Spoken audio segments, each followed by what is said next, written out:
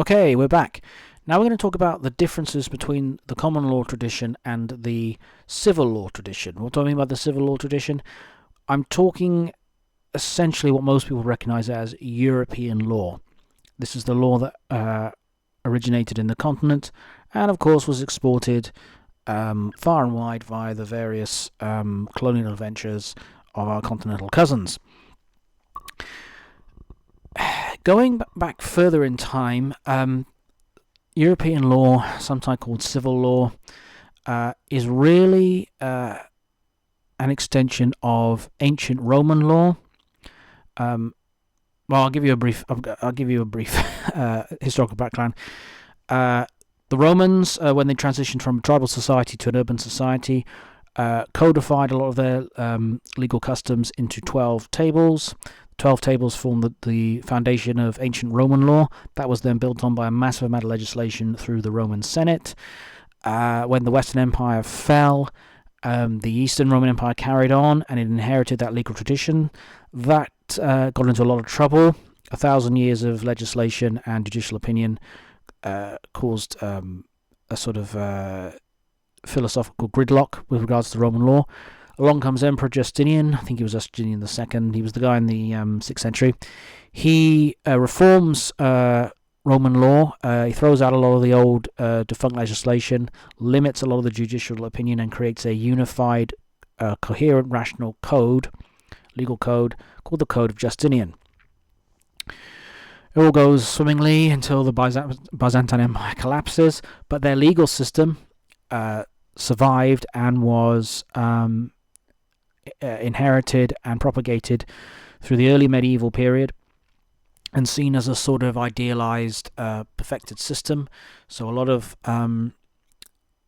early nation states began to receive the Code of Justinian, and it was used as a way of unifying a legal system when you had various different customary laws and things. And then up until not the late medieval period, the sort of early Enlightenment period, it then went through another round of rationalization in both France and Germany. You had the Prussian Code, and then you had the infamous Napoleonic Code. And then these were adopted by other civil law countries, or adopted by countries that were modernizing their legal system. So famously Japan. The Japanese legal system is based on the Prussian Code, not because it was invaded by Germany, but because it had a lot of German influence in the late 19th century. And it was the Prussian Code was a ready-made, oven-ready legal system that they could just modify for their own purposes and apply it all over the country.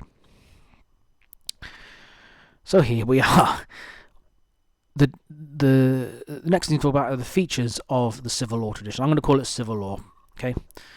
Don't confuse it with the British meaning of civil law, which is private law. So that's things like contract and tort and contract tort and whatever you have to sue other people. That's private law. Yes. So European civil law. The differences. I think the primary difference is the extreme emphasis placed on legislation compared to our system, whereby the heart of the legal system is really the courtroom. In their system, the heart of the legal system is the legislature, the body that makes the rules. Judges have no authority in the civil law to interpret legislation, create binding judgments upon lower courts, put their opinions. They're just code enforcement officers. They do not assess the law, they do not interpret the law, they do not fill in the gaps in the legal system where the law is silent or non-existent. They just apply the code to the situation in front of them.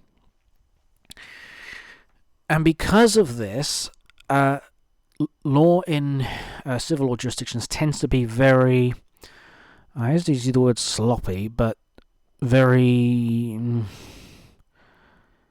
by our definitions, it's sloppy and careless. But it does. But that's the thing. It doesn't need to be hyper specific, because they know that the judges aren't going to pull it to bits, and the prosecution isn't going to pull the meaning of the word, and the defense is going to pull the meaning of the words apart. So it's very unsophisticated legislation,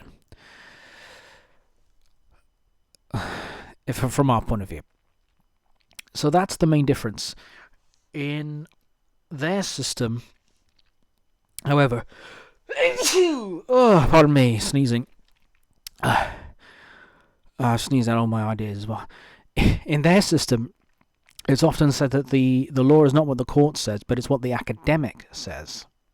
So the academic is the one who interprets or whose opinions are relevant to both the drafting of legislation and the application in the courtroom.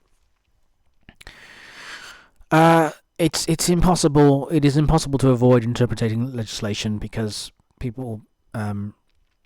It's the way people work. But the emphasis is that the code is complete, it is whole, it is the beginning and end, it covers all eventualities. And the other thing is that the civil law tries to be proactive. It tries to anticipate all legal problems and then prescribe whatever the policy view is, the perfect solution to that problem. This is totally different to the common law tradition, where it's far more reactive. Something goes wrong, we need to fix it.